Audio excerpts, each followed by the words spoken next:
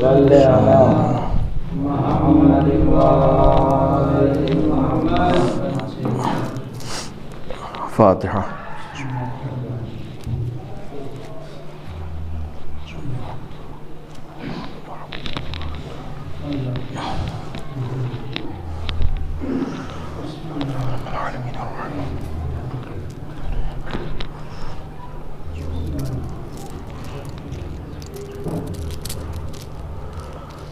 ما شاء الله ولا حول ولا قوة إلا بالله العلي العظيم.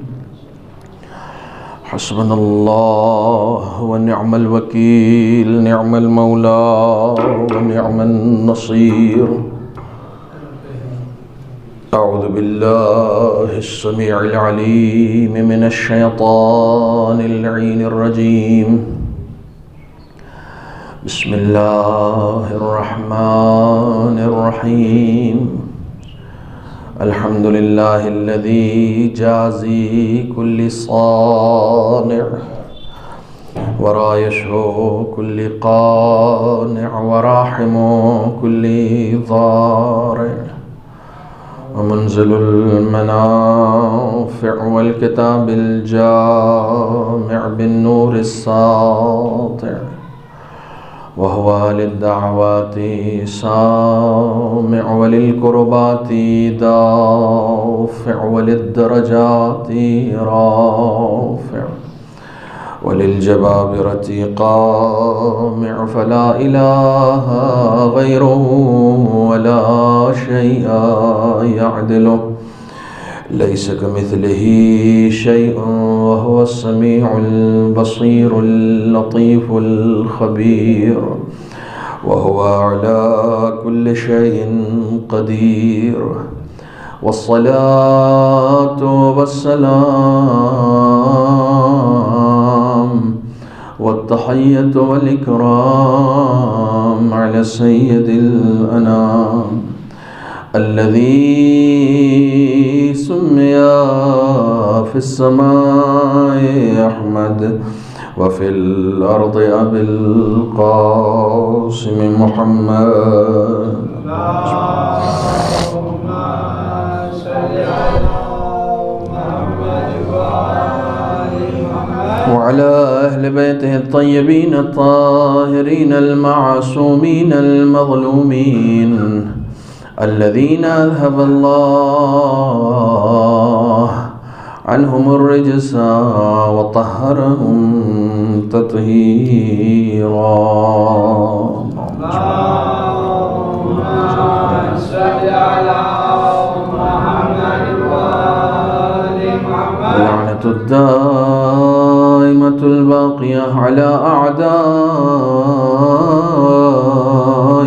وغاصب حقوقهم ومنكري فضائلهم أجمعين. أما بعد، فقد قالت فاطمة الزهراء سلام الله عليها: من أسعد إلى الله خالص عبادته أهبط الله عز وجل إليه أفضل مصلحته. صلوات على محمد اللهم صل على محمد وآل محمد. برادران عزیز، معصومہ کونین ام الحسن والحسین حضرت فاطمہ زہرا سلام اللہ علیہا کے ارشاد گرامی کو روزانہ تقریباً سماعت فرما رہے ہیں، اور ایام فاطمیہ کی مناسبت سے بیوی کی تعلیمات کا ایک چھوٹا سا حصہ آپ کی خدمت میں گوش گزار کرنے کی سعادت حاصل کر رہا ہوں۔ اعمال اور اخلاص کے عنوان سے جس سلسلہ گفتگو کو آپ مسلسل سماعت فرما رہے ہیں، آج اس کی آخری قسط ہدیہ سماعت ہے۔ اخلاص کسے کہتے ہیں؟ اخلاص کی تعریف کیا ہے، اخلاص کے مقابلے میں کیا چیزیں آتی ہیں، دنیا میں اخلاص کی ضرورت ہوتی ہے یا نہیں ہوتی ہے، خداوند عالم کی بارگاہ میں کوئی بھی عمل کیا بغیر اخلاص کے قابل قبول ہے، ان تمام سوالات کے تقریباً جوابات دیے جا چکے ہیں۔ آج کی اس آخری مجلس میں نتیجے کے طور پر میں اخلاص کے حوالے سے اور اخلاص کی علامتوں کے حوالے سے چند باتیں آپ کی خدمت میں گوش گزار کرنا چاہتا ہوں کہ اس اخلاص کو اپنی زندگی میں لانے کا طریقہ کیا ہے، اخلاص کو اپنانے کا طریقہ کیا ہے، وہ کون سی علامتیں ہیں جن سے یہ پتہ چلتا ہے کہ میرے اندر اخلاص پایا جاتا ہے یا نہیں پایا جاتا ہے، اخلاص کے پہلے اسٹیپس کیا ہیں، اخلاص کا نتیجہ کیا ہے۔ ان مختلف سوالات پر، حالانکہ اس کی بحث کافی طولانی ہے، لیکن بہرحال چونکہ یہ موضوع اس کو بتانے کے لیے اب یہ آخری مجلس ہی رہ گئی ہے، لہٰذا میں آج کی مجلس میں فوکس اس بات پر کروں گا کہ ہم اخلاص کو اپنی زندگی میں کس طریقے سے لا سکتے ہیں، یعنی وہ کون سا کام کرنا ہے جس سے میرے اعمال میں اخلاص آ جائے۔ نماز ہم پڑھتے ہیں، روزے ہم رکھتے ہیں، خدا کی خوشنودی کے لیے مجلس ہم کرتے ہیں، لوگوں کی مدد ہم کرتے ہیں، انفاق ہم کرتے ہیں، صدقہ ہم نکالتے ہیں، ٹھیک ہے۔ تو ہم ایسا کیا کریں کہ ان تمام اعمال میں خلوص کی چاشنی بھی مل جائے، چونکہ خدا کی بارگاہ میں صرف عمل قابل قبول نہیں ہے، وہی عمل قابل قبول ہے کہ جو خلوص کے ساتھ اس کی بارگاہ میں پیش کیا جائے۔ مثلا میں ایک چھوٹی سی مثال دے رہا ہوں، گھر سے باہر نکل رہے ہیں تو ماں نے کہا بیٹا جا رہے ہو صدقہ نکالتے ہوئے جاؤ، یاد آیا ہاں صدقہ نکالتے ہوئے جائیں، بائک سے جا رہے ہیں، خدا نخواستہ کوئی ایکسیڈنٹ نہ ہو جائے، جیب میں ہاتھ ڈالا، 5 روپیہ صدقہ نکال دیا۔ اب 5 روپیہ ہو گیا، پہلے بہت زمانے تک 1-2 روپیہ ہی چلتا تھا، 5 روپیہ ہم نے صدقہ نکال دیا، 10 روپیہ صدقہ نکال دیا۔ نیت کیا کی؟ صدقہ نکالتا ہوں جان، مال، عزت، آبرو کی حفاظت کے لیے، قربتاً اللہ۔ قربتاً اللہ تو بہرحال ہے، قربتاً اللہ بہرحال ہے، لیکن صدقہ نکالتے وقت فوکس ذہن میں کیا تھا؟ فالو کیجئے گا، جب ہم صدقہ نکال رہے تھے تو میرے ذہن میں فوکس کیا تھا؟ نہیں، صدقہ نکال دیں گے تو بچ جائیں گے، ہے نا، فوکس یہ تھا، کیونکہ امام کا ارشاد ہے الصدقۃ ترد البلاء، صدقہ بلا کو ٹال دیتا، یہ ارشاد ذہن میں تھا تو ہم نے صدقہ اس لیے نکالا تاکہ کوئی بلا نہ آئے۔ بس خلوص یہ کہتا ہے کہ صرف بلا نہ آنے کے لیے صدقہ نہیں نکالو، صدقہ خدا کو خوش کرنے کے لیے نکالو، خدا خوش ہو جائے گا تو بلا اپنے آپ نہیں آئے گی۔ خلوص ہم سے یہ مطالبہ کرتا ہے، ٹھیک ہے، اس بلا کے نہ نازل ہونے کے لیے تم صدقہ نکال رہے ہو، لیکن صدقہ نکالتے وقت خدا کو خوش کرنے کی فکر کرو، خدا کو راضی کرنے کی فکر کرو، ٹھیک ہے، خالصتاً للہ۔ یہ بعد میں سوچو کہ یہ صدقہ مجھے بچائے گا، یہ پہلے سوچو کہ یہ صدقہ کسی کا پیٹ بھرے گا۔ توجہ فرما رہے ہیں؟ ہم صدقہ نکالتے ہیں تو پہلے یہ سوچتے ہیں ہم بلا سے محفوظ ہو جائیں، دین کہتا ہے یہ بعد میں سوچنا، ٹھیک ہے، یہ بھی اس کا حصہ ہے، لیکن پہلے یہ سوچو کہ صدقہ کسی کا پیٹ بھرے گا، صدقہ کسی کے کام آئے گا، ٹھیک ہے۔ جب تم دوسروں کے لیے سوچ کر نکالو گے کہ یہ کسی کے کام آئے گا تو دین کہتا ہے اس کے بعد میں کام آئے گا، پہلے تمہارے کام آئے گا۔ یہ قانون فطرت ہے، یہ خدا کا بنایا ہوا قانون ہے۔ تم نے ایکچول میں دوسرے کے لیے نکالا تھا، لیکن ایکچول میں ہم اپنے لیے نکالتے ہیں، لیکن تم اس وقت یہ نیت کرو ایکچول میں دوسرے کے لیے نکال رہا ہوں۔ ہم جب نکالتے ہیں صدقہ تو میرا پورا فوکس ذہن میں ہوتا ہے میں اپنے لیے نکال رہا ہوں، ہے نا، میرا پورا فوکس یہ ہوتا ہے۔ خلوص یہ کہتا ہے نہیں، دوسروں کے لیے نکالو۔ صدقہ نکالتے وقت اپنی بلا کو ٹالنا ہی صرف ذہن میں نہ ہو. توجہ فرمائیے گا, میری لفظوں کو محفوظ رکھیے گا. صدقہ نکالتے وقت صرف اپنی بلاؤں کو ٹالنا ہی ذہن میں نہ ہو, بلکہ اس سے پہلے یہ ذہن میں ہو کہ بھئی بہت سارے ایسے لوگ ہیں جو مفلوق الحال ہیں, ضروری ہے کہ ہم ان کے لیے صدقہ نکالیں. اب دیکھیے میں ایک مثال دیتا ہوں. ایک شخص جا رہا تھا, جناب عیسیٰ اپنے حوارین کے ساتھ بیٹھے ہوئے تھے, تو جناب عیسیٰ نے کہا کہ یہ واپس نہیں آئے گا. کہا کیا مطلب؟ کہا یہ لکڑہارا ہے نا, لکڑی کاٹنے جا رہا ہے, یہ واپس نہیں آئے گا. تو لوگوں نے کہا آپ کو کیسے پتا؟ کہا مجھے پتا ہے, میں نبی خدا ہوں, مجھے سب پتا ہوتا ہے, اس کی موت آج ہی ہے. تھوڑی دیر کے بعد دیکھا لکڑی کاٹ کے گٹھر باندھ کے سر پہ رکھ کے چلا آ رہا ہے, اور نبی خدا. دیکھا بات غلط ہو گئی نا آپ کی, آپ تو کہہ رہے تھے کہ نہیں آئے گا, جس کی موت ہے. جناب عیسیٰ نے کہا روکو اس کو, روکو, بلاؤ, مجھے پتا تھا کہ اس کی آج موت ہے, یہ موت ٹلی کیسے, اس کو بلاؤ. اب اس کو بلایا گیا, آیا, کبھی گٹھر رکھو, کیا ہوا؟ کچھ نہیں ہوا. کہ نہیں, تم جب یہاں سے گئے تو پھر پورا بتاؤ, تمہاری آج موت تھی, اور تمہاری موت سانپ کے کاٹنے سے تھی, تمہاری موت سانپ کے کاٹنے سے ہونی تھی, یہ لوح تقدیر میں نے پڑھ لیا تھا, مجھے یہ خبر مل چکی تھی, لیکن یہ ہوا کیوں نہیں؟ تم نے کیا کیا؟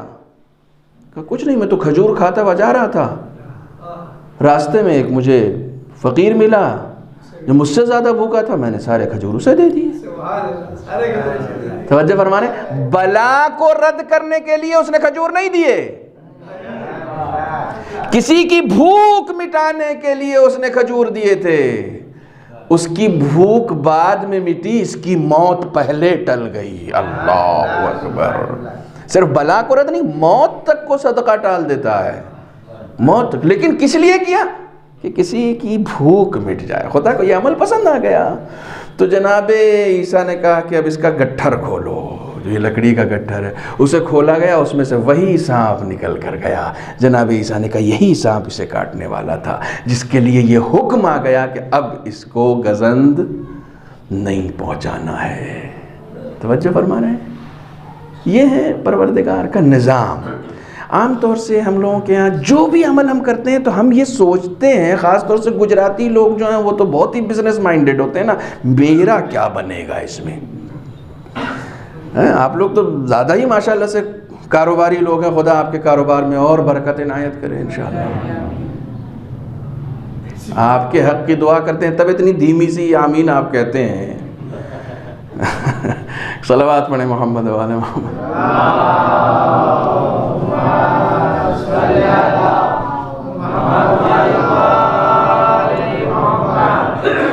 توجہ ہے؟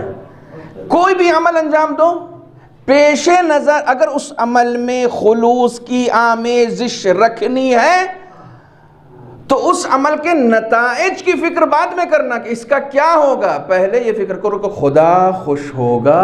دیکھیے پہلی مجلس سے میں اسی پر بات کر رہا ہوں, خدا خوش ہوگا. صدقہ دے رہے ہیں, بلا تو بعد میں ٹلے گی, پہلے خدا خوش ہوگا, پہلے خدا خوش ہوگا. سب سے پہلے کوئی بھی عمل کرو, نماز پڑھ رہے ہیں, خدا خوش ہوگا. یہ لوگ کیا کہیں گے اور فلانا کیا ہوگا اور شہرت کیسے, وہ سب بات کی چیز ہے, سب بات. ایک حدیث سے قدسی ہے جس کو میں بار بار آپ کے درمیان پڑھ کے سناتا ہوں, عبدی کن لی اکن لک.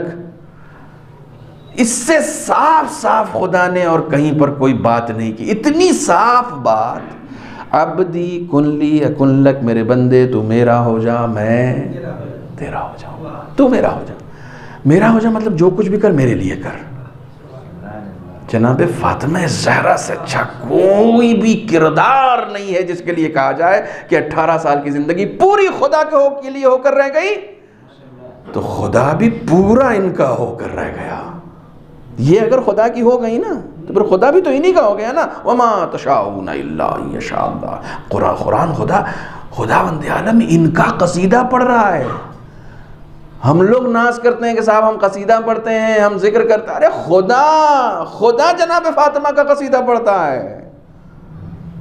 هل اتى على الانسان حين من الدهر لم يكن شيئا مذكورا. پڑھ جائیے پورا سورہ انسان جناب فاطمہ کی مدح میں آیا ہے، پورا سورہ انسان۔ وَيُطْعِمُونَ الطَّعَامَ عَلَىٰ حُبِّهِ، پھر آ گئی بات صدقے کی۔ یہ لوگ کھانا کھلاتے ہیں بلا ٹالنے کے لیے نہیں، عَلَىٰ حُبِّهِ، اس کی محبت میں کھلاتی نہیں، پہلے خدا ہے، پہلے خدا ہے، خدا کے لیے عَلَىٰ حُبِّهِ، کھانا کھلاتے ہیں اس کی محبت میں، مسکینا ویتیما واسیرا، انما نطعمکم لوجہ اللہ لا نرید منکم جزاء ولا شکر۔ اللہ اکبر، قرآن کہہ رہا ہے کہ یہ وہ لوگ ہیں جو صرف خدا کو خوش کرنے کے لیے کھلاتے ہیں، کھلانے کے بعد کوئی اس کی جزا نہیں چاہتے ہیں کہ ہاں میرے ساتھ یہ ہو جائے، میں بلاؤں سے محفوظ ہو جاؤں اور میرے ساتھ یہ انعام مل جائے، نہ نہ، خدا کو خوش کرنے کے لیے کھلاتے۔ قرآن ہے، قرآن نے جناب فاطمہ کا قصیدہ ایسے پڑھا کہ تم صدقہ دیتے ہو تو بلا نکالنے کے لیے دیتے ہو، جناب فاطمہ صدقہ دیتی ہیں تو خدا کو خوش کرنے کے لیے دیتی ہیں، خدا کو خوش کرنے کے لیے دیتی ہیں۔ ہم لوگ بیٹھتے ہی اس فرش پر اس لیے ہیں، جمع ہوتے ہی یہاں اس لیے ہیں کہ ہمارے ہاتھ خدا تک نہیں پہنچتے، اور خدا تو آپ کی مرضیوں سے واقف ہے، تو ہم آپ کا دامن تھامتے ہیں، ہم آپ کے دروازے کی فقیری کرتے ہیں، کیونکہ جو آپ کے دروازے کا فقیر ہو گیا دنیا میں اس سے بڑا کوئی امیر نہیں ہے، سب سے بڑی امیری یہی ہے۔ ابھی کسی موضوع پر بات ہو رہی تھی،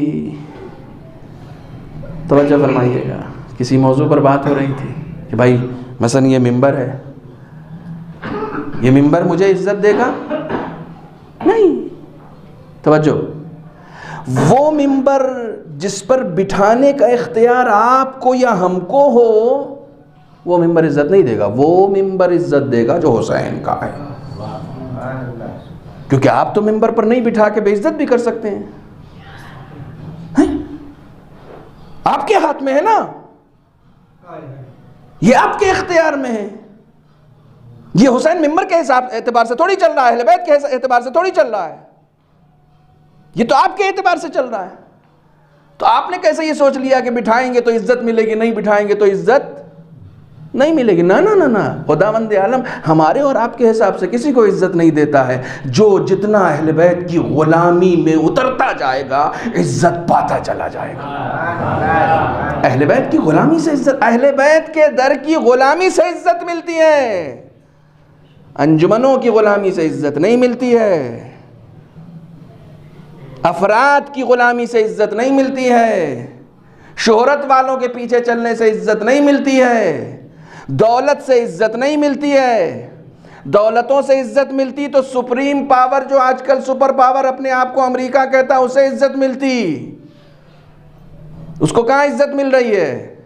2021 کے لیے لوگ کہہ رہے ہیں کہ پورا سسٹم پلٹ جائے گا، اب سپر پاور جو ہے چین ہو جائے گا، جس کے پاس دولت چلی گئی وہ سپر پاور ہو گیا، لیکن عزت تھوڑی چلی جائے گی، عزت تھوڑی چلی جائے گی، عزت تو انہی کی رہے گی جو عزت خدا سے لینا جانتے ہیں۔ صلوات پڑھیں محمد و آل محمد پر۔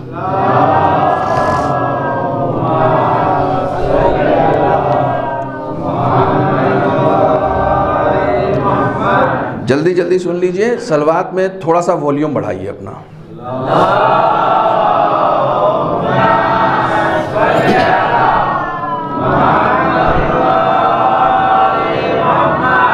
الحمدللہ، خدا آپ کی آوازوں پر اپنی رحمتوں کو نازل کرے۔ صلوات پڑھنے والے کو فرشتے بھی رشک سے دیکھتے ہیں، اور آپ سوچتے ہیں ہم صلوات پڑھتے ہیں تو مولوی صاحب کا فائدہ ہوتا ہے، ہمارا کوئی فائدہ نہیں ہوتا، جو پڑھے گا اسی کا ہوگا۔ میں نے صلوات کی روایت آپ کو معراج کی سنائی ہے؟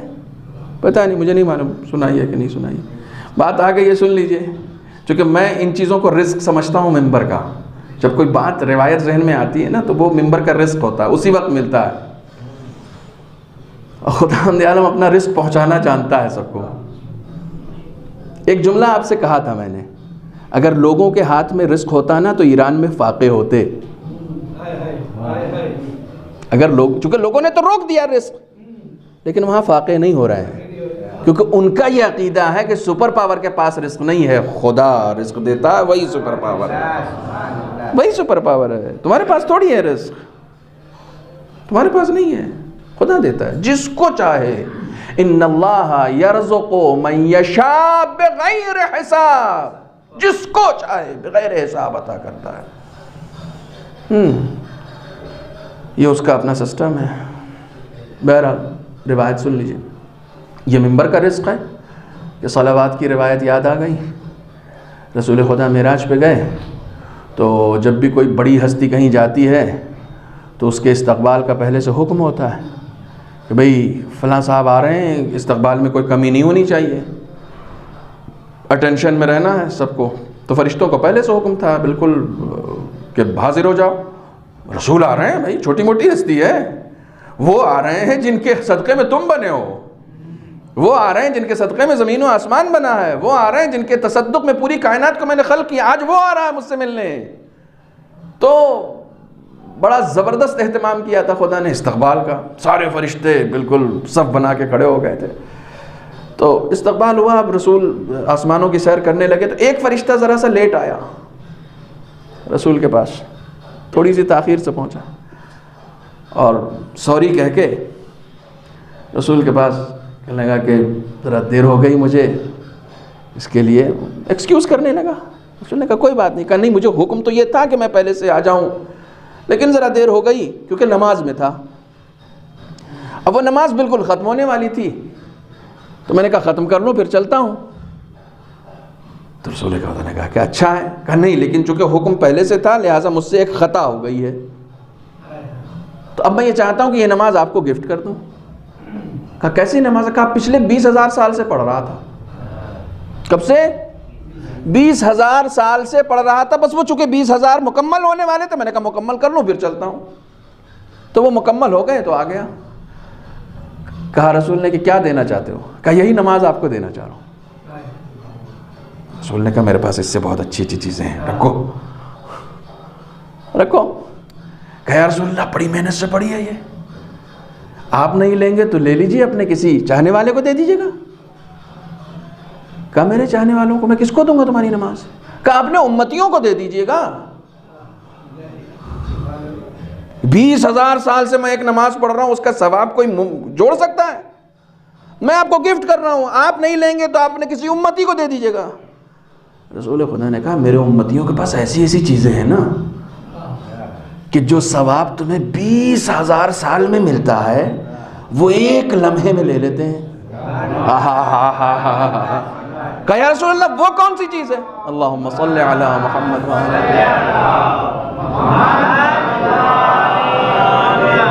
یا رسول اللہ وہ کون سی چیز ہے جو ثواب میں 20,000 سال میں نہیں لے سکا، آپ کے امتی ایک لمحے میں لے لیتے ہیں. کہا جیسے ہی کوئی میرا نام سنتا ہے اور میرا نام سن کر مجھ پر درود بھیجتا ہے تو خدا اسے اس سے زیادہ ثواب دیتا ہے جو تمہیں 20,000 سال میں دینے والا ہے. صلوات پڑھیں محمد و آل محمد. صلی علی محمد و آل محمد.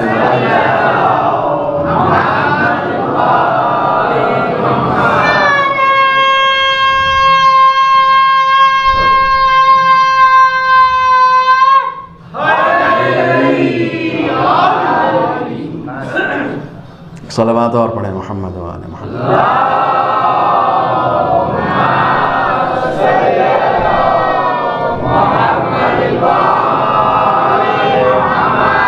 ہمارے پاس رزق کی کمی تھوڑی ہے. ایک لمحے میں آیت اللہ بہجت کہتے ہیں کتابیں کھنگال ڈالی میں نے، صلوات سے اچھا کوئی ذکر ملا ہی نہیں، اس سے اچھا کوئی ذکر ملا ہی نہیں. اب میں بتاؤں آپ کو کیوں. یہ ایک ایسا ذکر ہے، یہ ایک ایسا ذکر ہے، جتنے بھی ذکر ہیں وہ صرف مخلوق کرتی ہے. یہ وہ ذکر ہے جس کے لیے خدا نے قرآن میں کہا ان اللہ وملائکتہ یہ وہ ذکر ہے کہ جسے اللہ بھی کرتا ہے اور اس کے ملائکہ بھی کرتے ہیں، یعنی صرف مخلوق کا ذکر نہیں ہے یہ، بلکہ مخلوق کا بھی ذکر ہے اور خالق کا بھی ذکر ہے، خدا بھی صلوات پڑھتا ہے۔ اللہ اکبر، یہ قیمت ہے۔ خدا ہم سب کو صلوات پڑھنے والوں میں شمار کرے انشاءاللہ۔ بہرحال یہ بات آ گئی تھی درمیان میں، اس لیے یہ آج کا آپ کا رزق تھا، جو جس دن آتا اس کو یہ رزق ملتا ہے، ٹھیک ہے، یہ آج کا آپ کا رزق تھا۔ ایک صلوات اور پڑھیں، محمد و آل محمد۔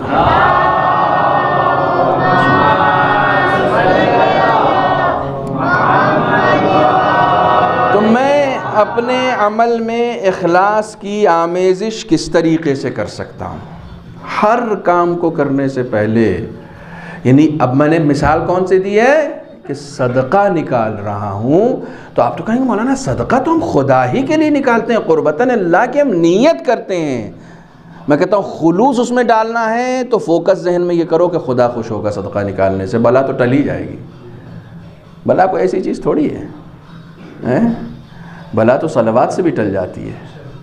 خدا خوش ہوگا، خدا ہر چیز سے خدا خوش ہوگا، یہ خلوص ہے، یہ خلوص ہے۔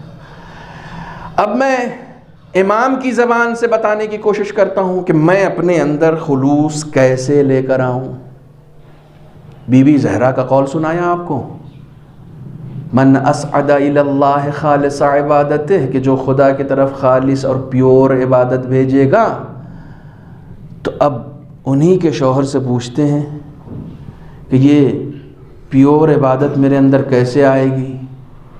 تو آپ فرماتے ہیں اول الاخلاص، خلوص کو حاصل کرنے کا سب سے پہلا اسٹیپ، ٹھیک ہے؟ دیکھیے یہ پہلا اسٹیپ 5ویں دن آیا ہے۔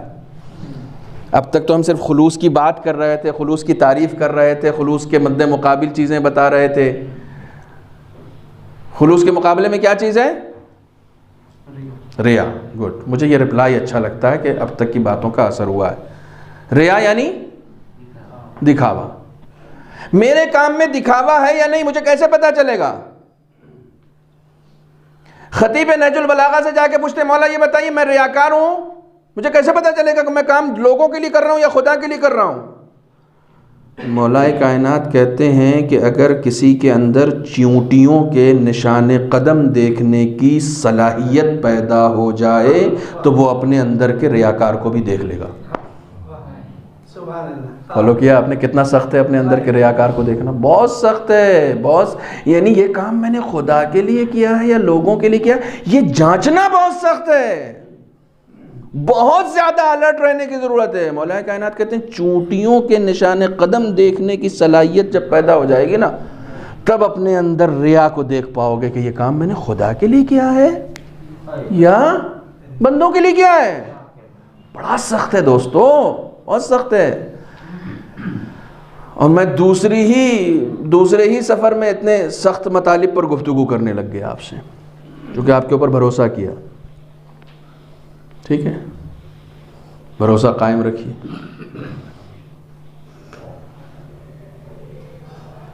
چیونٹیوں کے نشان قدم، اول الاخلاص، اب وہی مولا کائنات فرماتے ہیں اول الاخلاص، اخلاص کا سب سے پہلا قدم یہ ہے کہ الیأس مما فی ایدی الناس، تم اپنی نگاہیں لوگوں کی گاڑھی کمائی سے ہٹا لو۔ تو غلام علی صاحب کے پاس بڑا پیسہ ہے، بتاؤ صرف آرڈر پہ ریسٹورنٹ چلا رہے ہیں، میری نظر ان کے مال پہ ہے۔ رسول خدا مولا کائنات کہتے ہیں ان کے مال سے نظر ہٹا لو، یہ پہلا اسٹیپ ہے اخلاص کا۔ نہیں، بات پہنچی ہی نہیں۔ جب تم کسی کو دیکھ کے موازنہ کرتے ہو نا کہ ان کے پاس یہ ہے، ان کے پاس وہ ہے، ارے یار ان کے تو دلی میں بھی زمین ہے، ان کے تو پالیتانہ میں بھی ہے، ان کا بھاؤ نگر میں بھی ہے، احمد آباد میں بھی لے رکھا ہے۔ جب تم دوسروں کے مال کے اوپر نظر رکھتے ہو تو اس کا مطلب تمہیں خدا پہ بھروسہ، تمہارے اندر، تم خدا کے لیے مخلص نہیں ہو۔ تم یہ دیکھو ہی نہیں کہ دوسروں کو خدا نے کیا دیا ہے۔ تم یہ دیکھو کہ تمہیں کیا دیا ہے. تم اس کی طرف نظر. یہ اخلاص ہے, یہ اخلاص ہے. اخلاص کا پہلا قدم یہ ہے کہ تم اپنی طرف نگاہ کرو, دوسروں کی طرف نہیں. دوسروں کے اموال پر نظر نہیں رکھو. جو تمہیں دیا ہے تم اس پر راضی رہو. اس کے اوپر ہم بات کر چکے ہیں, یہ اول اخلاص ہے. جو تمہیں دیا ہے تم اس پر کیا کرو؟ شکر ادا کرو کہ مجھے بہت دیا خدا نے, مجھے بہت دیا, مجھے کسی کی طرف دیکھنے کی ضرورت ہی نہیں ہے, ضرورت ہی نہیں ہے. خدا میری ضرورت خود بخود پوری کر رہا ہے. الیأس, دوسروں کے مال سے نظر ہٹا لو. اللہ اکبر, لفظ بھی استعمال ہوئی ہے تو مایوسی کی. خدا کہہ رہا ہے لوگوں کے مال و منال سے. دیکھیے میں بہت آسان لفظ یعنی جوڑ کے آپ کو سمجھانے کی کوشش کر رہا ہوں, چونکہ آپ بہت زیادہ روانی کے ساتھ, بعض لوگوں کے اندر یہ کنفیوژن پیدا ہو جاتا ہے کہ وہ شاید بات کو نہیں سمجھ پاتے ہیں. ایک آدھ مورد ایسے میرے سامنے آئے ہیں, اس لیے میں بہت ایزی کر کے سمجھانا چاہ رہا ہوں. خدا مولا کائنات فرماتے ہیں کہ لوگوں کے مال سے مایوس ہو جاؤ. مخلص کون ہے؟ جو دوسروں کی طرف نہیں دیکھتا بلکہ کہتا میرے پاس تو ایسا خدا ہے کہ میں کسی بندے کے مال کی طرف کیا دیکھوں, میرے پاس تو خدا ہے نا. جو ایسا قادر مطلق ہے کہ اس کے مال کو ایک لمحے میں میری طرف ٹرانسفر کر سکتا ہے. جب وہ میرا ہے تو میں اس کی طرف کیوں دیکھوں؟ تو جو خدا کا ہو جاتا ہے پھر وہ کسی کے مال کی طرف نظر. اب اس مثال کو اس مثال سے ملائیں. یہ بیچارے مولوی لوگ ہڑتال کیوں نہیں کرتے؟ آپ کے مال پہ نہیں جی رہے ہیں, خدا کے اوپر اتنا بھروسہ ہے کہ خدا ان کے 6000 میں بھی اتنی برکت دے دیتا ہے کہ لوگوں سے بے نیاز کر دیتا ہے. رزق پہنچا رہا ہے خدا, رزق پہنچا. آپ کے ہاتھ سے اگر کسی کو رزق پہنچ رہا ہے تو یہ آپ کی خوش قسمتی ہے, اس کی نہیں ہے. نہیں, یہ بڑا قیمتی جملہ تھا. آپ کے ہاتھ سے کسی کو رزق پہنچ رہا ہے تو یہ اس کی خوش قسمتی نہیں ہے جس کو پہنچ رہا ہے, یہ آپ کی خوش قسمتی ہے کہ کام خدا کا تھا اور آپ کر رہے ہیں. یہ آپ کی خوش قسمتی ہے کہ رزق پہنچانا خدا کا کام تھا, خدا کا کام میں کر رہا ہوں. تو آپ خدا والے ہوئے نا, خدا والے آپ ہوئے. دوسروں کے لیے کمانا بڑا سخت ہے, بہت سخت ہے. آج تک دیکھا کسی کو دوسروں کے لیے کمائے؟ ٹھیک ہے, اگر کوئی دوسروں کے لیے کمائے گا نا تو اسے بیوقوف سمجھا جاتا ہے. ابھی میں سن رہا تھا پاکستان میں ایک صاحب تھے, بہت اچھا بزنس تھا, ریئل اسٹیٹ کا بزنس تھا. ریئل اسٹیٹ کا بزنس تو بہت ہی اچھا, بہت ہی کامیاب بزنس. یہ پاکستان کے ایک مشہور ذاکر ہیں, بڑی خاموشی کے ساتھ مجلس پڑھتے ہیں, ان کا نام اس وقت ذہن سے نکل گیا. یہ وہ سنا رہے تھے کہ ان کا انتقال ہو گیا. وہ جو بزنس مین تھے ان کا انتقال ہو گیا. انتقال ہوا تو بیٹا بینک بیلنس اور میراث دیکھ کے دنگ رہ گیا, کچھ ہے ہی نہیں. پوری دنیا میں, یعنی دنیا میں ان کا بزنس مشہور تھا, پوری دنیا میں میرا باپ مشہور تھا کہ اتنا بڑا ریئل اسٹیٹ کا بزنس ہے, پورے پاکستان میں لوگ اس کو جانتے تھے, اور نہ بینک بیلنس ہے نہ کچھ ہے. تو وہ سب کچھ دیکھنے کے بعد تب باپ کی وصیت نکالی اس نے. باپ کی وصیت میں لکھا ہوا تھا کہ بیٹا امام زمانہ کو 20% دینے میں شرم آتی تھی, اس لیے میں 80% ان کو دیتا تھا, 20 اپنے لیے رکھتا تھا. بڑا مشکل ہے, بڑا مشکل ہے, یہ بہت مشکل ہے. کوئی انسان اپنی زندگی میں کمائے تو یہ سوچے کہ میں 20% رکھوں گا, 80% امام زمانہ کو دوں گا. یہ بڑا سخت ہے, یہ بڑا سخت ہے. انسان خلوص کے کس منزل پہ پہنچ گیا ہے کہ ایک اماؤنٹ دین نے فکس کیا کہ یہ دو, تو وہ تو دے ہی رہا ہے, اس کے بعد 60% اور دے رہا ہے نا. یہ بھی مولا کا ہے. میرا کیا ہے, میری دال روٹی چل رہی ہے. خدا نے کبھی اسے محتاج نہیں کیا. خدا نے اسے بڑی بے پناہ عزت دی, بڑے معاشرے میں بہت ہی دولت والا مشہور رہا. شہرت ہی کے لیے تو کماتے ہو, شہرت برقرار رہی, رزق میں کبھی کمی نہیں آئی, مگر کیا ذہین آدمی تھا کہ نمازیں بھی لے کر گیا اور کمایا ہوا مال بھی لے کر گیا. یہ کمال ہے, یہ کمال ہے کہ کوئی اپنی نمازیں بھی لے کر جائے, روزے بھی لے کر جائے, حج بھی لے کر جائے, اور جو کما رہا ہے دنیا کے لیے وہ بھی لے کر جا رہا ہے. یہ ذہانت ہے, یہ ذہانت ہے کہ اپنی دنیا بھی انسان کما کر لے کر جائے. یہ وہ لوگ ہیں کہ جن کے لیے کہا جاتا ہے کہ الدنیا مزرعۃ الآخرہ, ان کے لیے دنیا آخرت کی کھیتی ہے. اس دنیا میں جو کچھ بھی کرتے ہیں سب آخرت کے لیے کرتے ہیں, سب آخرت کے لیے کرتے ہیں.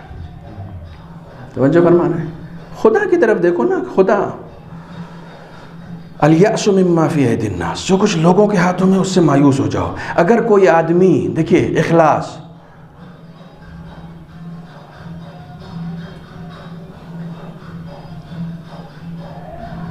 مسجد میں جھاڑو دینے والے آئے, میں ان کے لیے نہیں کھڑا ہوا. پرمکھ صاحب آئے, میں ان کے لیے کھڑا ہو گیا. میرے اندر خلوص نہیں ہے میرے اندر خلوص. میں پیسے والے کی عزت کرتا ہوں, میں پیسے والے کی عزت کرتا ہوں. میں نے ایک موضوع کو خلوص سے جوڑا ہے, اور وہ موضوع کیا ہے؟ میں نے ابتدا میں مقدمے میں یہ بات کہی تھی, امتحان. خدا امتحان لیتا ہے, اسی چیز کا تو امتحان لیتا ہے کہ تم کتنے مخلص ہو. ایران میں ایک بہت ہی زبردست میں نے ایونٹ دیکھا ہے, بہت ہی زبردست ایونٹ. آفس تھا ایک, اس آفس میں 2 نئے امپلائیز لیے گئے, بالکل نئے لیے ہی گئے ابھی, اور ان سے کہا کہ آپ 1 ہفتے کے ٹرائل پر ہیں.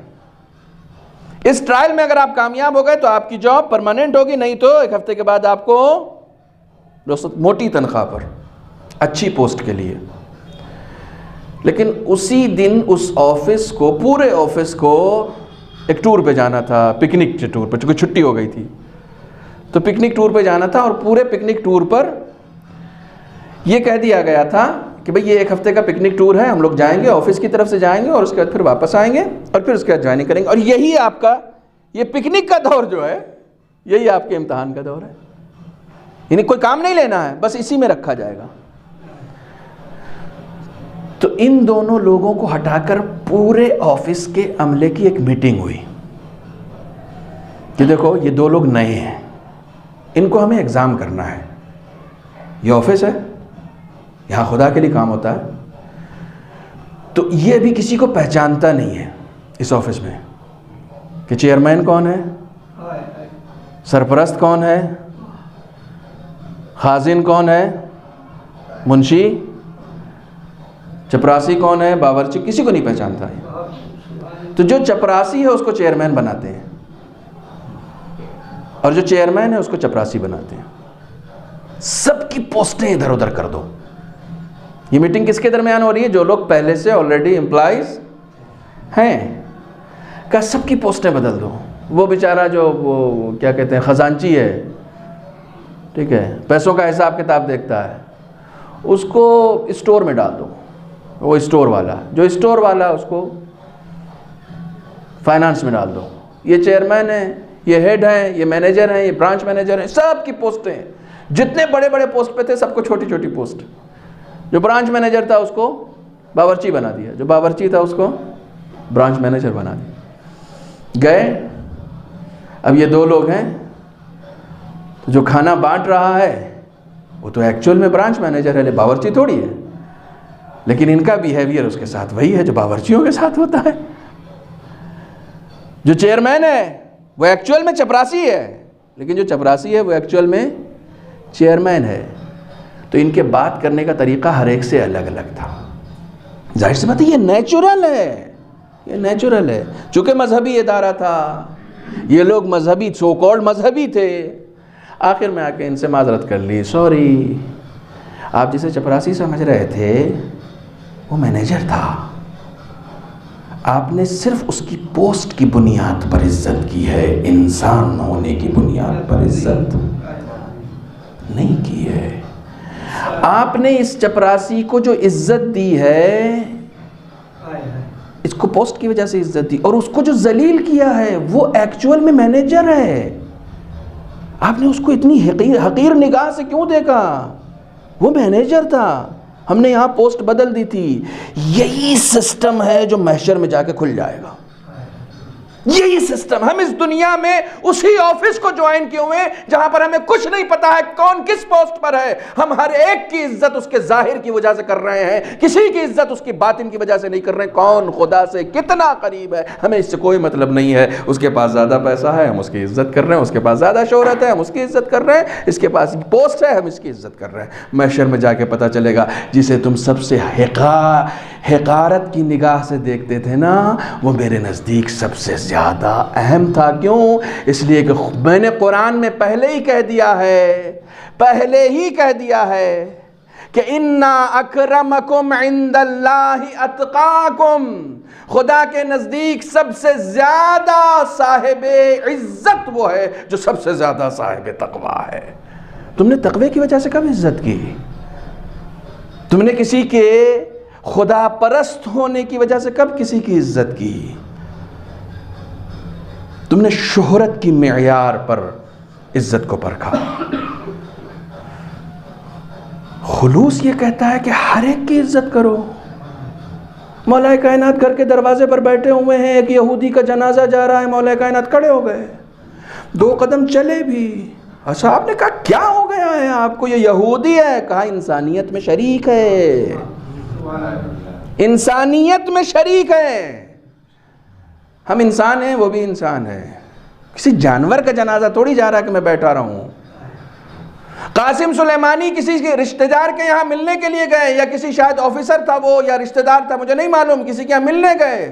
اس نے اپنے یہاں کے کتے کا نام امریکہ کے پریزیڈنٹ کے نام پہ رکھ رکھا تھا. انہوں نے سختی کے ساتھ ڈانٹا، کہا ٹھیک ہے ہمارا دشمن ہے لیکن انسان ہے، انسان کا مقابلہ جانوروں سے نہیں کیا جا سکتا ہے. یہ اخلاقیات دین نے سکھائے ہیں، دین نے سکھائے ہیں. جب اس کو کوئی اس دور میں سمجھ جاتا ہے تو قاسم سلیمانی بنتا ہے. اس دور میں اگر کوئی سمجھ جاتا ہے تو قاسم سلیمانی بنتا ہے. اور رہبر جیسی شخصیت اس کی موت پر پھوٹ پھوٹ کر روتی ہے.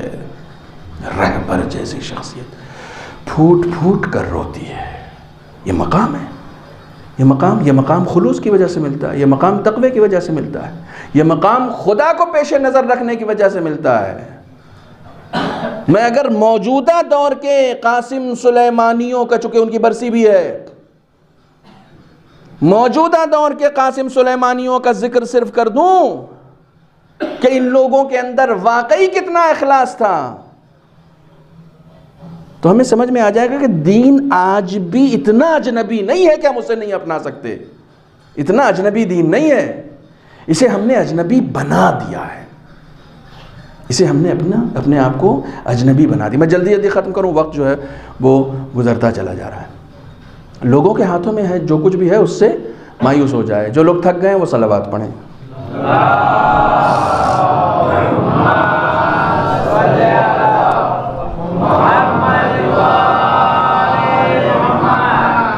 لوگوں کے ہاتھوں سے مایوس ہو، جو کچھ بھی رہنے دو، ان کی کمائی ہے، یہ جو کچھ بھی ہے وہ ان کا ہے. اس کو پکڑ لو بیٹا. جو کچھ بھی ہے وہ ان کا ہے. تم خدا کی طرف دیکھو، تمہیں کیا دیا ہے خدا نے؟ تمہیں کیا دیا ہے خدا نے؟ جو کچھ بھی دیا ہے اس پر شکر ادا کرو. توجہ فرمائیے گا، اس کا مطلب اس حدیث کے ذریعے سے مولا کائنات فرماتے ہیں، نتیجہ کیا نکلا؟ اس حدیث کے ذریعے سے مولا کائنات فرماتے ہیں کہ اخلاص کا سب سے پہلا اسٹیپ یہ ہے کہ جو کچھ بھی تمہارے پاس ہے تم اس کا شکریہ ادا کرو. ایران کے خطیب ہیں،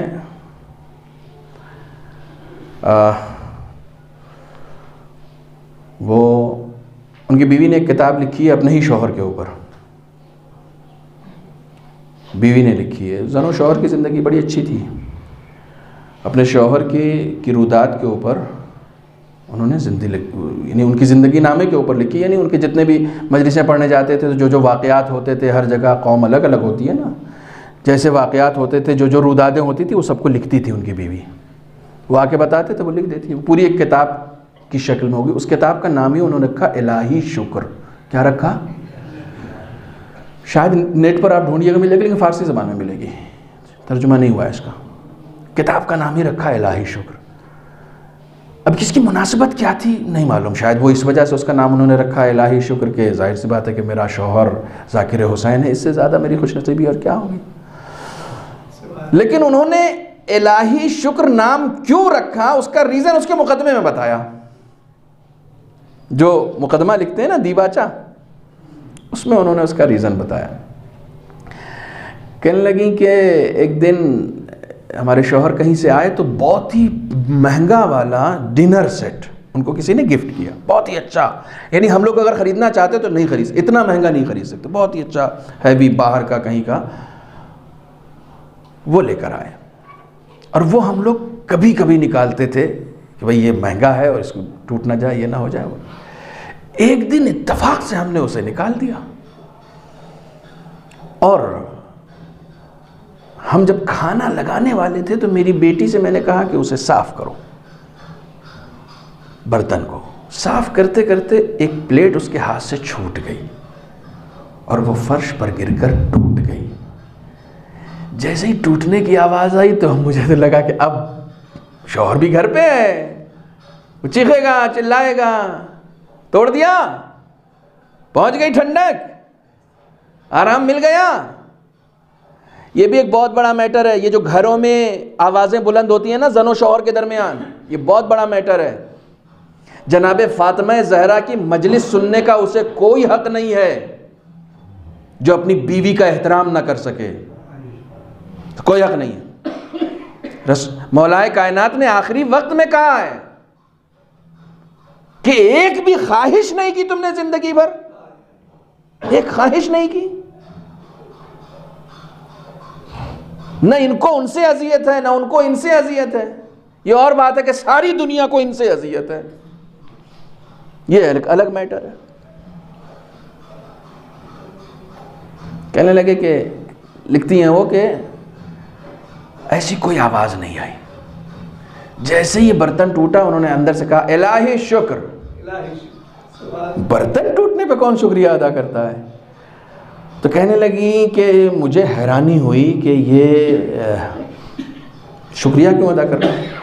میں گئی بیڈ روم میں تو میں نے کہا کہ آپ کو پتا ہے کون سا ڈنر سیٹ ٹوٹا ہے؟ کہا کون سا؟ کہا وہ جو آپ لے کر آئے تھے. کہا الہی شکر. کہا آپ شکریہ کیوں ادا کر رہے ہیں خدا کا؟ کہا تم یہ بتا دو میں کیوں نہیں ادا کروں. میں 10 ریزن بتا دوں گا کہ کیوں ادا کروں. تم صرف مجھے یہ بتا دو کہ میں کیوں نہ ادا کروں. ایک ریزن مجھے بتا دو، میں تمہیں 10 یہیں بیٹھے بیٹھے بتا دوں گا کہ میں نے شکریہ کیوں ادا کیا. کہنے لگے چھوڑیے میں تو نہیں جانتی کہ آپ نے کیوں ادا کیا، لیکن آپ بتائیے. کہنے لگے میرے گھر میں اتنا مہنگا برتن تھا، خدا کا شکر ہے کہ یہ برتن میرے گھر میں تھا تبھی تو ٹوٹا. نہیں ہوتا تو کہاں سے ٹوٹتا؟ تو پہلے نہیں تھا نا، اب ہے. شکر ہے خدا کا. کا دوسرا ریزن، کہا میرے یہاں کھانا بن رہا ہے تبھی تو برتن ٹوٹا. بھوکے رہتے تو برتن کہاں سے ٹوٹتا؟ بھوکے رہتے تو برتن سجا رہتا. میرے یہاں کھانا بن رہا ہے، الہی شکر، تبھی تو برتن کی آواز آ رہی ہے. کہا تیسرا ریزن، کہا میرے گھر میں بیٹی ہے، الہی شکر. کہا چوتھا ریزن، کہا میری بیٹی ماں کا ہاتھ بٹا رہی ہے، الہی شکر. ریزن جب انہوں نے گرانا شروع کیا تو صاحب 10 ریزن انہوں نے گنا دیا. مجھے تو یاد بھی نہیں ہے، انہوں نے 10 لکھے. کہا 10 اور ایک ریزن ایسا نہیں تھا جس پہ میں کہہ دیتی کہ نہیں یہ تو کوئی ریزن نہیں ہوا شکریہ ادا کرنے کا. کہنے لگی کہ مجھے یہ تو پتا چل گیا کہ ان کے 10 ریزن شکر ادا کرنے کے صحیح ہیں، میرے پاس ایک بھی ریزن ایسا نہیں تھا کہ یہاں پر کفر کریں. برتن ٹوٹ بھی جائے تو کبھی شکر ادا کرو نا. تم حسین کے چاہنے والے ہو، جسموں پہ زخم کھا کے بھی شکر ادا کرنے والے، حسین کے چاہنے والے ہو. صرف فائدے کے وقت شکر ادا کرنا، کبھی نقصان کے وقت بھی شکر ادا کرو نا. کیونکہ نقصان میں کبھی کبھی تمہارا ہاتھ نہیں ہوتا، خدا کی طرف سے یہ نقصان ہوتا ہے، اس میں بھی شکر ادا کرو، کوئی بات نہیں، کوئی بات نہیں۔ ہمیں شکر کرنے کی عادت اپنے اندر ڈالنی ہوگی، ہر حال میں شکر کرنے کی عادت، ہر حال میں شکر کرنے کی۔ اجازت دیں تو ایک حدیث سنا دوں اور اسی کے بعد انشاءاللہ اس مجلس کو میں اختتام کی طرف لے کر جاتا ہوں۔ امام جعفر صادق علیہ الصلاۃ والسلام، صلی علی محمد، فرماتے ہیں کہ مومن کو 3 بنیادوں پر خدا کا شکر ادا کرنا چاہیے۔ کتنی بنیادوں پر؟ 3 بنیادوں۔ شکر کیا ہے؟ اخلاص کا پہلا اسٹیپ۔ خلوص میرے اندر ہے یا نہیں ہے، اس کو چیک کرنے کے لیے مجھے یہ دیکھنا پڑے گا کہ میرے اندر شکر ہے یا نہیں ہے۔ سب سے پہلا امام فرماتے ہیں کہ اگر تم صحت مند ہو تو خدا کا شکر ادا کرو۔ صحت، خدا آپ سب کو صحت مند رکھے۔ ایک چھوٹی سی بیماری انسان کو تباہ کر دیتی ہے، برباد کر دیتی ہے، چھوٹی سی بیماری۔ اگر تم صحت مند ہو تو خدا کا شکر ادا کرو۔ تم یہ سمجھ رہے ہو کہ اس دنیا میں جتنا بھی مجھے مزہ آ رہا ہے، جتنا بھی مجھے سکون مل رہا ہے، جتنا بھی میں عیش کر رہا ہوں، وہ اپنی دولت کی وجہ سے کر رہا ہوں؟ نہ، کل بھائی کے یہاں کھانا تھا، ماشاءاللہ سے دسترخوان شیراز سجا رکھا تھا انہوں نے، آپ سب لوگوں کی جگہ وہاں خالی تھی۔ میں تو بہرحال آپ سب لوگوں کو مس کر رہا تھا، چونکہ جو سننے والے ہیں ان کو کھلانے میں بھی مزہ آتا ہے۔ بہرحال آپ کی نیابت میں ہم نے کھا لیا تھا،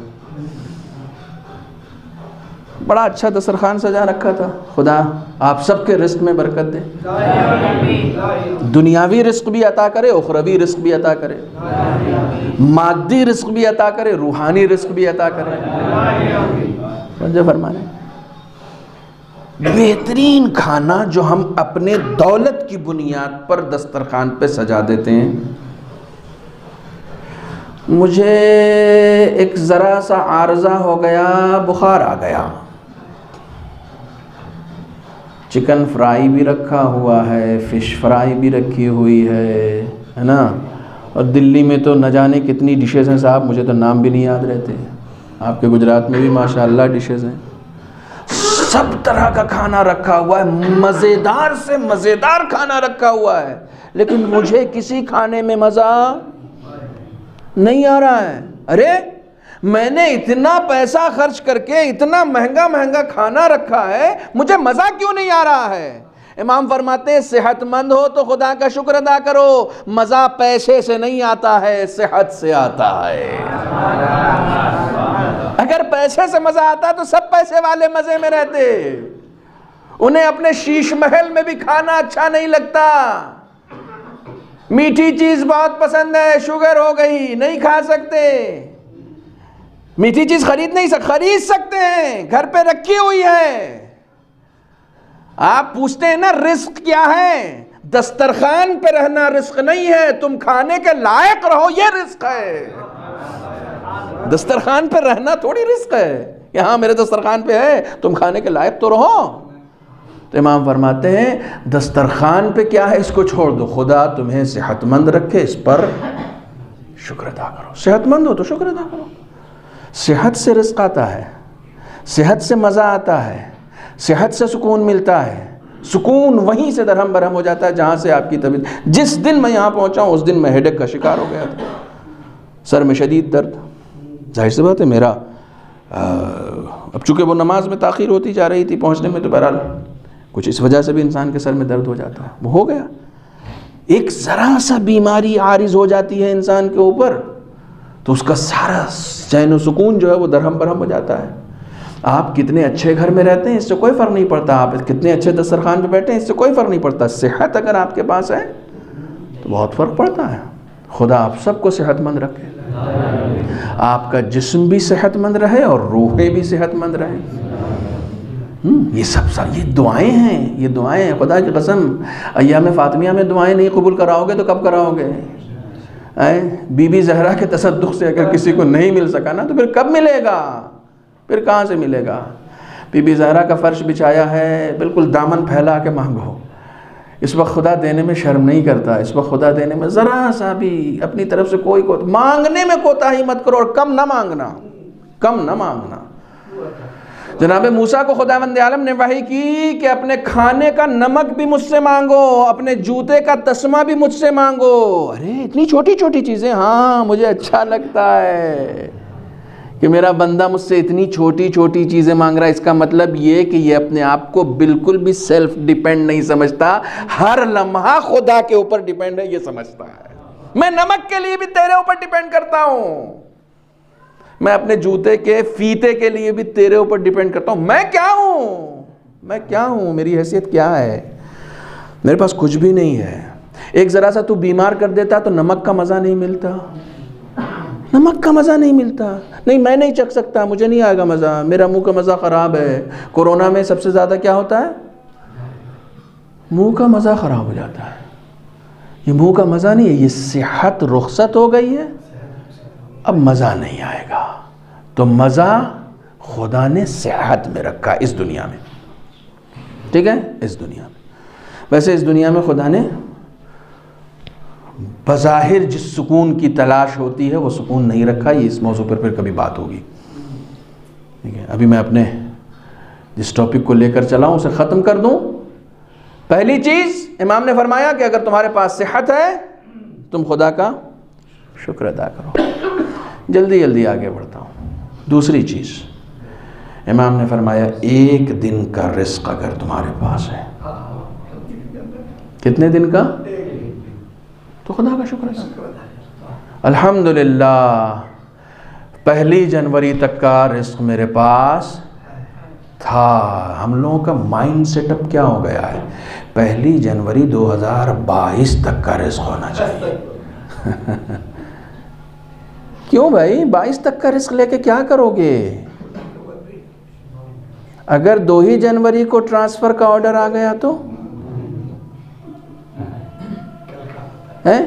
کسی کو معلوم ہے کل نامدار عباس زندہ رہیں گے؟ کسی کو معلوم ہے؟ نہیں معلوم۔ نامدار عباس کو دلی کا رزق نصیب ہوگا نہیں ہوگا کسی کو معلوم ہے؟ پالیتانہ میں آخری کھانا ہی کھانا ہے کسی کو معلوم ہے؟ نہیں معلوم ہے۔ تو کل کے رزق کی کیوں فکر؟ آج کا ہے نا، آج کا ہے۔ الحمدللہ بار الہ تو نے رزق دیا۔ مولا کائنات فرماتے ہیں حیرانی ہوتی ہے ایسے شخص کو دیکھ کے جو خدا سے کل کا رزق مانگ رہا ہے۔ کب کا؟ یہ بڑا ٹف موضوع ہے دوستو، اس موضوع پر بہت کم لوگ بولتے ہیں۔ مجھے حیرانی ہوتی ہے اس کو دیکھ کے کہ جو کل کا رزق مانگ رہا ہے جبکہ وہ یہ نہیں جانتا کہ جو کل زندہ رکھے گا وہی رزق بھی دینے والا ہے۔ ارے کل تمہاری حیات ہوگی تو رزق بھی آ جائے گا، کل کی فکر کیوں کر رہے ہو؟ آج حیات ہے، آج کے رزق کی فکر کرو، آج کا رزق ہے الحمدللہ۔ امام نے فرمایا ایک دن کا رزق، یہ بڑا سخت ہے۔ ہم کبھی قانے ہوتے ہی نہیں، اس بات پر قانے ہوتے نہیں۔ یہ میں بالکل پریکٹیکل بات کر رہا ہوں، میں اپنی بات کر رہا ہوں۔ میرے اندر اتنی جرأت نہیں کہ میں آپ کے اوپر انگلی اٹھا سکوں، میں اپنی بات کر رہا ہوں۔ میرے اکاؤنٹ میں بھی کم سے کم اتنا تو میں چاہتا ہی ہوں کہ 10-15 دن کا تو رہے، کم سے کم اتنا تو رہے، مہینے بھر کا تو رہے۔ ہم لوگ کم سے کم مہینے کا حساب کرتے ہیں۔ نہیں آج کا ہے تو ٹھیک ہے نا، ہو گیا۔ کل زندہ رہنا ہے نہیں رہنا ہے کچھ پتہ چلتا ہے؟ نہیں پتہ۔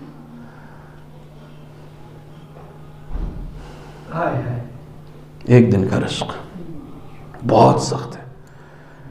تیسرے خلیفہ نے جناب ابوذر کو ایک درہم و دینار کی تھیلی بھیجوائی، غلام لے کر آیا۔ جناب ابوذر نے پوچھا کیا ہے؟ کہا صاحب نے بھیجا ہے۔ کیوں؟ کہا بس آپ کو دینے کے لیے۔ کہنے لگے میرا وظیفے کا جو رکا ہوا تھا وہ ہے۔ کہا نہیں وہ صاحب نے خوش ہو کے بھیجا۔ کہا لے جاؤ، مجھے نہیں چاہیے۔ کہا کیوں؟ آپ ایک تو لوگ وہاں دربار میں جا کے مانگتے ہیں غنی صاحب سے، لوگ دربار میں جا جا کے مانگتے، آپ کو بھیجا ہے آپ نہیں لے رہے ہیں۔ جناب ابوذر گئے گھر کے اندر سے دسترخوان لے کر آئے، دسترخوان کھولا، کہنے لگے دیکھو 2 روٹی ہے اس میں۔ کتنی؟ 2 روٹی ہے، میرے پاس 1 بھی ہوتی تو نہیں لیتا، خدا نے 2 دن کا رزق دے رکھا ہے، 2 دن کا دے رکھا ہے۔ ارے میں زندہ رہوں گا تب تو یہ دولت کام آئے گی، خدا نے جب تک زندہ رکھا ہے تب تک کا رزق دے رکھا ہے۔ دعویٰ علی کی محبت کا ہے، بھیا ابوذر کو پڑھو تب علی کی محبت کا دعویٰ کرنا، سلمان کو پڑھو تب علی کی محبت کا دعویٰ کرنا، عمار کو پڑھو تب علی کی محبت کا دعویٰ کرنا، مقداد کو پڑھو تب علی کی محبت کا دعویٰ کرنا۔ 7 لوگوں کو شرکت کی اجازت تھی جنازے جناب فاطمہ زہرا میں، یہ جتنے نام میں نے لیے ہیں سب تھے اس میں، سب کو اجازت نہیں تھی، سب کو اجازت نہیں تھی۔ کیوں؟ ساتھ تو سب تھے، سب ساتھ میں تھے، لیکن چونکہ اپنے اپنے گھروں میں تھے، یہ لوگ قیام کر سکتے تھے، صرف اذن علی نہ ہونے کی بنیاد پر خاموش تھے۔ یہ لوگ قیام کرتے ہیں، یہ لوگ آگے لڑتے ہیں، لیکن علی کی اجازت، امام کی اجازت، باقی جو گھر میں تھے اپنی مرضی سے تھے، امام کی وجہ سے نہیں تھے، اس لیے ان کو آنے کی اجازت تھی۔ نہ فاطمہ زہرا کے جنازے میں آنے کی صرف اسی کو اجازت تھی جو ولایت کا دفاع کرنے کا دم رکھتا ہو، بس بس بس اس کو اجازت تھی، سب کو اجازت نہیں تھی۔ 1 دن کا رزق۔ اب میں اس کے اوپر اللہ اکبر اللہ اکبر۔ انس ابن مالک کے ساتھ رسول خدا بیٹھے ہوئے ہیں، آخری مجلس سے سن لیجئے، پتہ نہیں زندگی رہی نہیں رہی، سن لیجئے یہ روایت بھی سن۔ میں چاہتا ہوں کیا سنا دوں، کیا میرے ساتھ مسئلہ یہ ہے کہ میں یہ سوچتا ہوں کچھ چھوڑوں نہیں، جو کچھ بھی آ رہا ہے سنا دوں آپ۔ انس ابن مالک کے ساتھ بیٹھے ہوئے ہیں رسول خدا، ایک چڑیا آتی ہے اوپر، سر کے اوپر منڈراتی ہوئی، چہچہا رہی ہے۔ انس سے رسول خدا نے کہا انس جانتے ہو یہ کیا کہہ رہی ہے؟ کہا کیا کہہ رہی ہے؟ یہ دعا کر رہی ہے خدا سے، اللہم ارزقنی انت خلقتنی انا جائع، انت خلقتنی اعما انا جائع۔ یہ خدا سے دعا کر رہی ہے، میرے معبود تو نے مجھے اندھا پیدا کیا، میں اپنا رزق کہاں سے تلاش کروں، میرا رزق بھیج۔ یہ اندھی ہے، اس چڑیا کی آنکھ نہیں ہے، یہ اندھی ہے، یہ خدا سے دعا کر رہی ہے معبود میرا رزق بھیج، میں اندھی ہوں۔ تو اب انس دیکھنے لگے اس چڑیا کو، دیکھا تھوڑی دیر کے بعد فوراً ایک کیڑا آیا اور اس کے منہ میں چلا گیا، اور اس نے اس کیڑے کو کھایا، پھر چیخنے لگی، اپنی آوازیں نکالنے لگی، چہچہانے لگی۔ رسول مسکرائے، رسول نے کہا انس جانتے ہو اب کیا کہہ رہی ہے؟ الحمدللہ الذی لا ینسانی من ذکرنی، من ذکرہ، خدا کا شکر ہے، اس خدا کا شکر ہے کہ جو نہیں بھولتا اس شخص کو یا اس کو جو اسے یاد کرتا ہے۔ خدا نہیں بھولتا، خدا نے تمہیں پیدا کیا ہے، خدا نے تمہیں پیدا کیا ہے، تم اپنے بچے کو کبھی بھوکا نہیں دیکھ سکتے، تم کسی عام انسان کو بھوکا نہیں دیکھ سکتے، خدا تمہیں بھوکا چھوڑ دے گا؟ کیوں اتنے بدگمان ہو خدا سے؟ کیوں اتنے بدگمان ہو؟ خوش گمان رہو، خوش فہم رہو خدا کی طرف سے، نا وہ نہیں چھوڑے گا، خدا تمہیں نہیں چھوڑے گا۔ اس کی تفصیل تھی لیکن پھر انشاءاللہ کسی موقع سے، بس میں کہہ چکا جو کچھ مجھے کہنا تھا۔ شکر، ہر حال میں شکر، اور آخری شکر آپ سے مخصوص ہے۔ امام نے فرمایا 3 بنیادوں پر مومنوں کو خدا کا شکر ادا کرنا چاہیے۔ نمبر 1 بولیے نا، صحت۔ نمبر 2 1 دن کا رزق۔ نمبر 3 امام فرماتے ہیں اگر دل میں اپنے محبت اہل بیت محسوس کرو تو خدا کا شکر ادا کرو۔ ہاں، یہ نعمت تو خدا نے ہمیں دی ہے، الحمدللہ۔ اس دل میں عشق اہل بیت ہے. ہم نہیں دعویٰ کرتے شیعہ ہونے کا، ہم نہیں دعویٰ کرتے کہ ہم شیعہ ہیں. شیعہ بہت بڑا رتبہ ہے بھائی، بہت بڑا مقام ہے شیعہ ہونے کا. ہمارا کوئی ایسا دعویٰ نہیں ہے. ہم محب اہل بیت ہیں.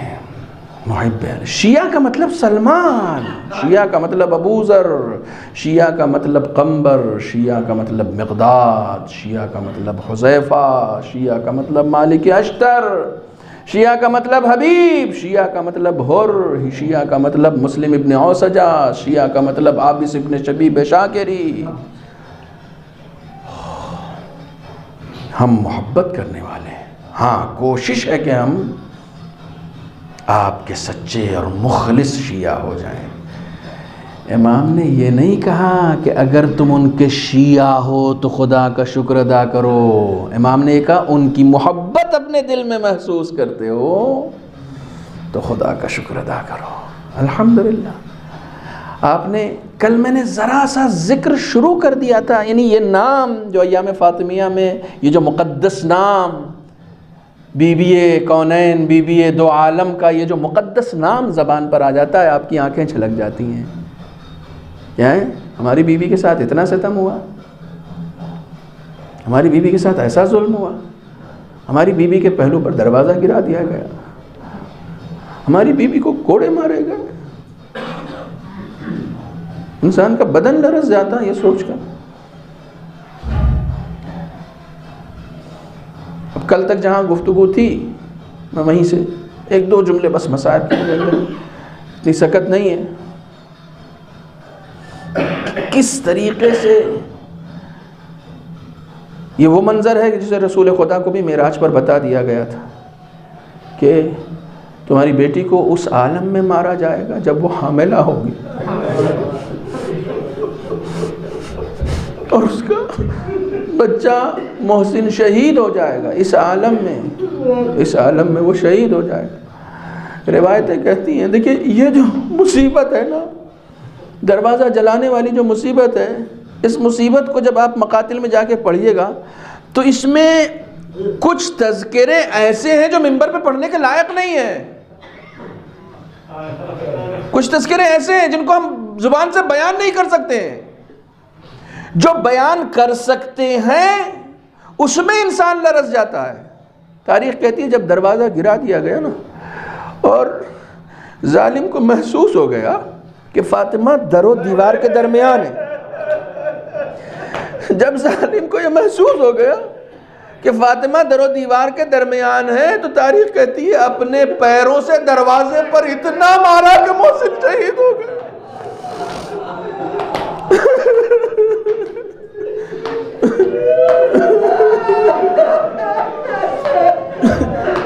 اپنے پیروں سے اتنا مارا، بی بی کی آواز بلند ہو گئی، واہ ابتا، اے میرے بابا میری مدد کو آئی، واہ محمدہ، بی بی کی آواز بلند ہو گئی. نہیں، تاریخ کہتی ہے، سن لیجیے میرے لیے بہت سخت ہے یہ پڑھنا. تاریخ کہتی ہے اس دروازے کے پیچھے 2 کیلیں تھیں، وہ کیل بی بی کے سینے میں چبھی ہے. نہیں، شاید میں اس سے زیادہ ذکر نہیں کر سکتا ہوں، میں شاید اس سے زیادہ ذکر نہیں کر سکتا. ایک واقعہ سن لیجئے، میں مجلس کو ختم کر رہا ہوں. ایران کے ایک عالم دین ہیں، ابھی زندہ ہیں، آقائے احمدیہ اصفہانی، ابھی حیات ہیں، زندہ ہیں ابھی، خدا انہیں طول عمر عطا کرے. نقل کرتے ہیں کہ ان کے ایک ماموں تھے رشتے کے، سید حسین، عارف تھے، آیت اللہ بہاؤالدینی سے بھی ان کے بڑے اچھے ریلیشن تھے اور بڑے ہی معتبر شخص تھے. ان کے گھر میں ایام فاطمیہ کی مجالس ہمیشہ بڑے تذکر و احتشام کے ساتھ، بہت ہی اہتمام کے ساتھ، اس زمانے میں، جس زمانے میں ہمارے یہاں فاطمیہ کا کوئی تصور نہیں تھا، اس زمانے میں بہت ہی اہتمام، بے پناہ عاشق تھے ایام فاطمیہ کے، بے پناہ عاشق تھے بی بی کے، بے پناہ، بڑے اہتمام کے ساتھ مجلسیں کرتے تھے. آقا احمدی خود نقل کرتے ہیں، یہ میں نے خود ان سے سنا ہے کہ ایام فاطمیہ کی مجلس تھی، ہم لوگ بہت زیادہ بالکل ینگسٹر تھے اس وقت، اب تو کافی بوڑھے ہو چکے ہیں آقا احمدی. کہنے لگے ہم لوگ بہت ینگسٹر تھے، دیر رات تک مجلس ہوتی رہی، تو میں صبح کی نماز کے بعد گیا معمولاً اپنے ماموں سے ملنے کے لیے، تو گھر والوں نے بتایا کہ وہ سو رہے ہیں، تو مجھے بڑی حیرانی ہوئی کہ یہ ان کے سونے کا وقت نہیں ہے. تو گھر والوں نے بتایا نہیں، پوری رات روتے رہے، پوری رات گریا کر. انہوں نے پوچھا کیوں؟ کہا بس مجلس ہو گئی، اس کے بعد پتہ نہیں کیا ہوا، صبح کی نماز تک صرف روتے رہے، اور روتے روتے تھوڑی دیر کے لیے آنکھ لگ گئی تھی، پھر اب اس کے بعد نماز کے بعد سو گئے. تو کہنے لگے جیسے ان کے حجرے میں گیا ان کی آنکھ کھل گئی. تو کہنے لگے میں نے ان سے پوچھا کہ آخر کیا ہوا آپ مجلس کے بعد؟ تو روتے روتے کہنے لگے کہ میں رات بھر صرف یہ سوچ کر رو رہا تھا کہ وہ لوگ جو رسول کے ساتھ مسجد سے نکلتے تھے اور رسول کے اس عمل کو دیکھتے تھے کہ آپ جناب فاطمہ کے دروازے پر کھڑے ہو کر کہتے تھے السلام علیکم یا اہل بیت النبوہ، اے اہل بیت النبوت آپ پر ہمارا سلام. وہ لوگ کہاں تھے؟ یہ کیسے ہو سکتا ہے؟ یہ کیسے ہو سکتا ہے کہ بی بی کو پر اتنا ظلم ہو گیا، کسی نے نہیں روکا؟ کہنے لگا مجھے یقین نہیں ہو رہا تھا، میں اسی کشمکش میں روتا جا رہا تھا، میری آنکھ کھلی، میری آنکھ لگ گئی. کہنے لگے اسی آنکھ لگنے میں بس میں نے ایک منظر دیکھا کہ میں ایک بیابان ہوں، سن لیجئے، میں ایک بیابان میں ہوں، اور اس بیابان میں دیکھا ایک قافلہ آ رہا ہے، ایک نہایت ہی خوبصورت جنتی قافلہ جیسے میرے قریب آ رہا ہو، اور اس قافلے میں آگے آگے ایک عرب خوبصورت سا نوجوان وہ اس قافلے کی قافلہ سالاری کر رہا ہے. یہاں تک کہ وہ قافلہ ہمارے قریب آیا، ایک ازدحام لوگوں کا اس قافلے میں. پھر یہ عرب جو تھا سب لوگ گھوڑے سے نیچے اتر کے کھڑے ہو گئے. یہ عرب جو خوبصورت عرب تھا، نوجوان عرب، یہ گھوڑے پر بیٹھ کر حدیثیں بیان کرنے لگا. تو سب لوگ اس حدیث کو لکھنے لگے. تو میں نے اپنے پہلو میں کھڑے ہوئے شخص سے پوچھا یہ کون ہے؟ کہا نہیں پہچانتے ہی نہیں. کہا نہیں میں نہیں پہچانتا. کہا امام زمانہ ہے. کہا اچھا. تو وہ حدیثیں بیان کرتے رہے اور لوگ لکھتے رہے. کہنے لگے یہ بار بار جب حدیثیں بیان کر رہے تھے تو بار بار اس بیابان کی طرف دیکھتے جا رہے تھے. امام بیابان کی طرف بار بار دیکھتے جا رہے تھے جیسے کسی کے منتظر ہوں. تو اب تھوڑی دیر کے بعد کیا دیکھا کہ جس طرف وہ بار بار دیکھ رہے تھے اس طرف سے ایک دوسرا بہت ہی بوڑھا شخص گھوڑے پر سوار ہو کے آیا، اور اس کے کاندھے پر ایک پوٹلی ایک کپڑے کی. وہ اس کے قریب آیا. جیسے ہی وہ شخص آیا لوگوں نے اس کے لیے راستہ دینا شروع کیا، اور راستہ دیا تو یہ شخص سیدھا امام کی خدمت میں گیا. تو میں نے پوچھا یہ کون ہے؟ کہا نہیں پہچانتے ہی نہیں. کہا یہ سلمان فارسی ہے. کہا سلمان فارسی ہے. بس اب آنے کے بعد اب دیکھیے ایک انسان رات بھر مردد ہے کہ بی بی کے ساتھ اتنا ظلم کیسے ہوا، بی بی کے اوپر ایسا ستم کیسے ہوا، مردد ہے. کہنے لگے کہ وہ آئے اور آنے کے بعد انہوں نے وہ کپڑا امام کے ہاتھ میں دے دیا. امام نے اسے کھولا، اس گٹری کو کھولنے کے بعد دیکھا، اور دیکھنے کے بعد بے پناہ زاروں قطار بلند آواز میں امام رونے لگے، بلند آواز میں امام گریہ کرنے لگے. تو جب امام اس قدر گریہ کرنے لگے تو لوگ بھی گریہ کرنے لگے. کہنے لگے کہ میں پریشان ہو گیا کہ اچھا خاصا امام حدیث بیان کر رہے تھے، آخر اس نے ایسا کیا کہہ دیا.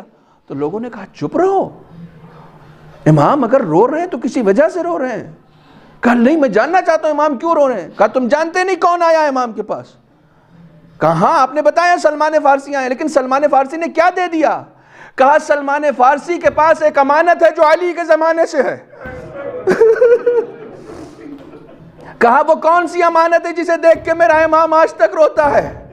کہا سلمان کے پاس دروازے میں لگی ہوئی وہ 2 کیل ہے جس نے بی بی کے سینے کو چھلنی کر دیا تھا. میرے امام نے اسے سلمان کے پاس محفوظ رکھوایا ہے. جب بھی گریہ کرنا ہوتا ہے، مصیبت بیان کرنا ہوتی ہے، امام اس تبرک کو منگواتے ہیں اور بی بی پر ہونے والے ظلم و ستم کو یاد کرتے ہیں اور امام گریہ کرتے ہیں. الا لعنت اللہ علی القوم الظالمین وسيعلم الذين ظلموا أي منقلب ينقلبون. بسم الله الرحمن الرحيم. اللهم كن لوليك الحجة ابن الحسن صلواتك عليه وعلى آبائه في هذه الساعة وفي كل ساعة وليا وحافظا وقائدا وناصرا ودليلا وعينا حتى تسكنه أرضك طوعا وتمتعه فيها طويلا بار خدایا بحق محمد و آل محمد ہماری اس چھوٹی سی سعی کو قبول فرما، بار الہ اس مختصر سی عزاداری کو قبول فرما، پالنے والے اس مختصر سی عبادت کو قبول فرما، بار الہ ان مجلسوں کے انعقاد میں جس نے جس قدر بھی حصہ لیا ہو اس کی سعی کو قبول فرما، بار الہ بحق محمد و آل محمد ہم سب کو عزاداران اہل بیت اطہار میں شمار فرما، بار الہ بحق محمد و آل محمد ہم سب کو شیعیان حیدر کرار میں شمار فرما، بار الہ بحق محمد و آل محمد ہمارے تمام گناہوں کو معاف فرما، بار الہ بحق محمد و آل محمد ہماری عمر کا جتنا حصہ باقی ہے اس میں عمل صالح کی توفیق عنایت فرما، دین کو سمجھنے کی توفیق عنایت فرما، دین پر عمل کرنے کی توفیق عنایت فرما۔ معبود بحق محمد و آل محمد تمام اسلامی ممالک بالخصوص جمہوریہ اسلامیہ ایران کو اپنی حفظ و امان میں رکھ، بار الہ بحق محمد و آل محمد تمام عالم انسانیت، تمام مومنین و مومنات سب کے جان مال عزت آبرو کی حفاظت فرما۔ معبود ہم سب کو حج و زیارات سے مشرف فرما، رزق میں برکت عطا فرما، قرض کو ادا فرما، بے اولادوں کو اولاد عطا فرما، بار الہ بحق محمد و آل محمد جو صاحبان اولاد ہیں ان کی اولاد کو نیک اور صالح بنا۔ معبود بحق محمد و آل محمد منتقم خون حسینی سلطان دماء حضرت امام عصر کے ظہور میں تعجیل فرما، ہم سب کو ان کے اعوان و انصار میں شمار فرما۔ ربنا تقبل منا انک انت السمیع العلیم۔ گزارش ہے آپ حضرات سے ایک مرتبہ سورہ